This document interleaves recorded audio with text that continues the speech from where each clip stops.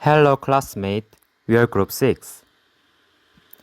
Today we are going to introduce some information about the EBSD technique and the data processing. These are our teammates. This is our today's content. In this presentation, the data that Gon-hee Ryu experimented with himself was used. EBSD originated from electron diffraction patterns discovered by Kikuchi in 1928.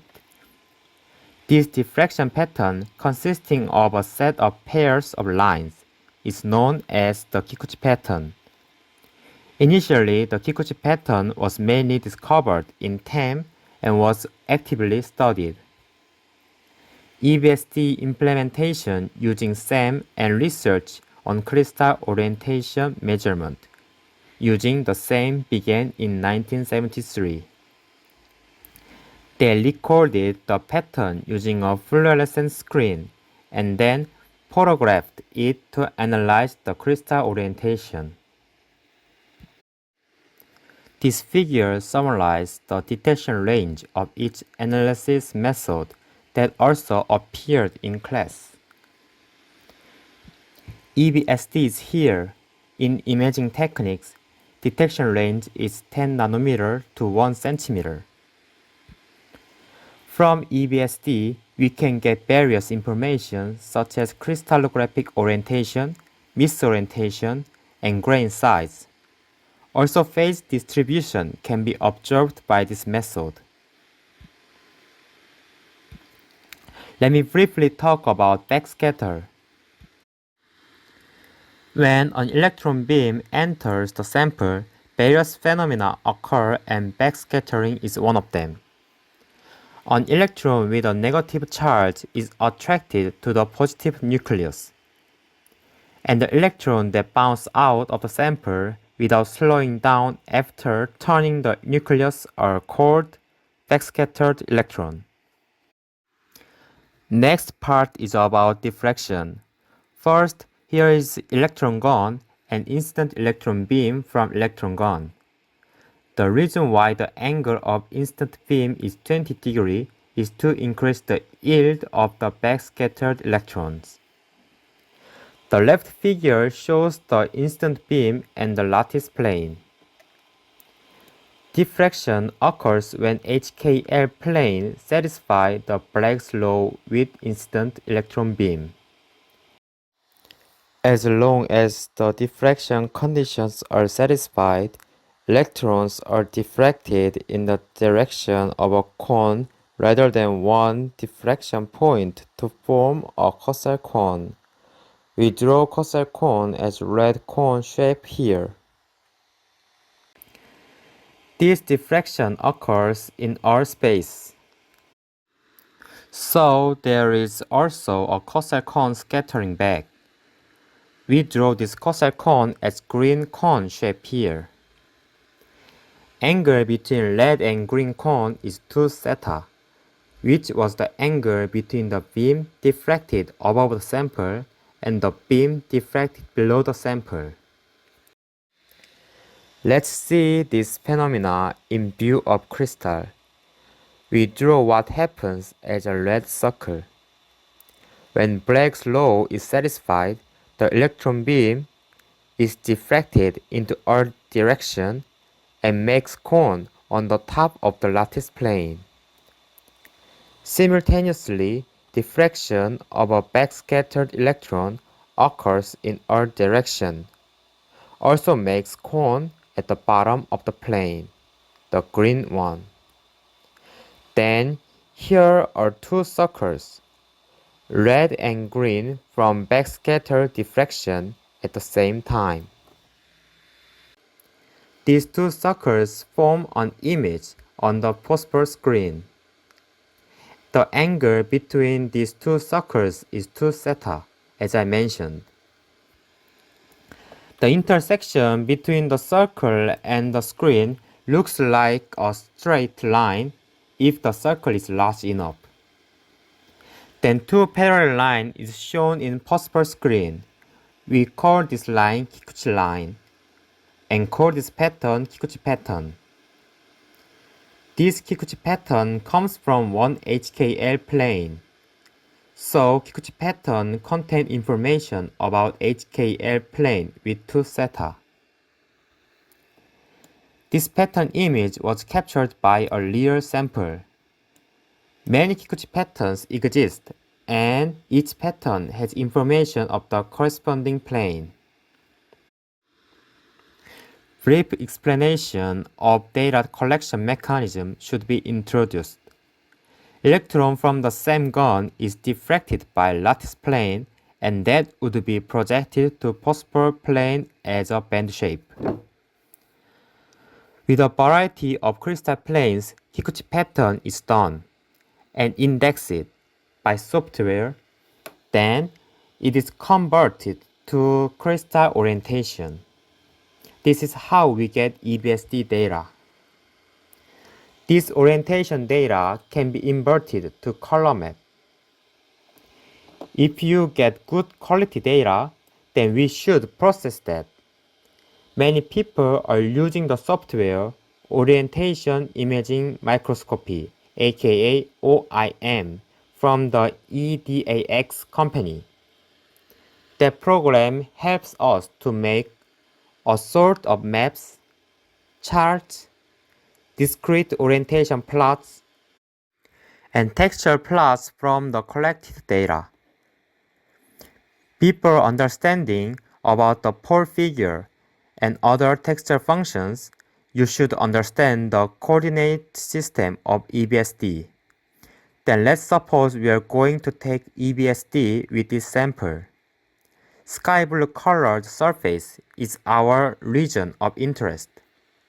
And if we care about the top and bottom side differently, then let's consider either because 3D printing team members should care about that. So when it is loaded to the SAM, we put the sample upside down and 70 degree tilted to the normal plane of incident of the electron beam. Then setup will be like this, and EBSD uses this coordinate system. Normal direction is the viewing direction that we usually see the sample with our eyes or SAM image. The transverse direction is the horizontal direction of the sample and data. And rolling direction is the vertical direction. It is considered as a building direction of 3D printing in this case. OIM program use words as axis 1, 2, 3 with the coordinate like this. So for example, if there is 0, 1, 0 in the axis notation, then it means that data is plotted from the view of transverse direction. This coordinate system is expressed in the result like this. Pole figure is a 2D projected plot of points where a vertical vector of a particular plane of the crystal structure meets the sphere, as shown in the picture on the left. The first thing that you should know is pole figure shows just one family of crystal plane. For example, let's see the simplest one, the 100 plane of cubic system. I believe you guys are familiar with this projection system. So draw the cubic in your mind, and surface is the 100 planes. And draw the line of the normal vector of the surface, and it will touch the surrounding sphere. Then that point will be 2D projected to plot. So as the example of the right side, if the 100 planes of cubic system are fitted to the axis, then pole figure of 001 planes gonna be like this. Okay, then move to next level. 011 planes shaped like this, and procedure is same. Draw the normal line from the colored surface, then it will touch the sphere, and 2D projected result is the right side plot. So when you use pole figure, you should choose one family among planes. Then the plot will show you the how planes are located in that crystal structure. So you have to draw the crystal structure in your mind with these spots. Next is inverse pole figure. In this case of the pole figure, the previous one, our viewing direction was fixed to normal direction, and only one family of planes was shown. But inverse pole figure shows the plane that are normal to the viewing direction. It ignores the difference among the same family, so only this triangle can indicate our crystal orientation. To sum up, pole figure can show only one family of planes with fixed viewing direction. However, inverse pole figure can show all planes with normal to the chosen viewing direction. Please refer the image about the axis and coordinate system. Let's suppose we are looking this crystal structure. As I told, the axis of when we see the data is like this. And in the case of inverse pole figure, we should pick a viewing direction. Then first, let's pick rolling direction. RD is x1 and this 3-digit number indicates A1, A2, A3. So this number 100 means A1 direction, the rolling direction.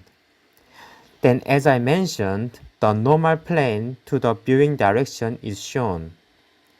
So this blue plane is normal to RD and that plane is plotted to the triangle here. Another viewing direction TD, then normal plane to viewing direction is different like this. So the crystal structure is same, but the plot is different. So along the viewing axis, the indicating planes are different. And the mapping color is different, but it is same crystal structure with different view. I will introduce a little bit more about the texture analysis. About the crystal structure, usually texture is well analyzed. In the case of idealized 100 texture direction, then pole figure will be like this. An experimental result can show like this biased result. About the 3D printing, epitextual growth and 100 preferred orientation if FCC shows more biased result along the height of sample goes high. That kind of phenomena can be shown in various ways in EBSD. First IPF map, I take the viewing direction with the RD, that is the parallel direction with the building direction of the sample. Then 001 is the red color. It is being redder at the top region. But IPF map cannot be quantified. So other functions like crystal direction could be helpful. It shows how much orientation is tilted from set condition. I put the building direction with 100 direction to parallel, then 001 is blue, and green map can show the similar tendency, and the chart function of the crystal direction can give the number of average tilted angle. Pole figure and IPF triangle can be plotted as a texture plot, and it can give the intensity number of clustering, the number in right lower side. High number means that cluster is denser and more biased. But when you use this intensity number, you should align the all conditions among the sample. It varies by the set of conditions, even about the same data. Phase map is useful to figure out which microstructure is which phase in wide view compared to 10. And it is easy to know the fraction. If you had indexed right phase for your sample, then maybe that won't be problem. Let's see these 7 different crystal structures. EBSD indexing algorithm can index these kinds of differences. It is obvious. Then let's see this. How about this? Isn't it similar? So difference between nickel and copper, the same FCC structure could not be indexed. The black line is nickel and white line is copper. So what I want to say is EBSD is useful tool, but you should use other tools with this. For example here, using EDS to figure out this is copper or nickel. When we get the EBSD data, sample preparation is really important. The key is the polishing in the case of EBSD. Kikuchi pattern is being great when you do the polishing with colloidal silica. With only Kikuchi pattern, 0.3 micrometer alumina seems also good. But if measurement goes, I'm sure that you can see many scratches before 30 minutes and less in the case of few hours. This inverse full figure map also indicates you should do the polishing with colloidal silica at least 15 to 30 minutes. These are our references. Thanks for listening. Please give us questions in class time if you have.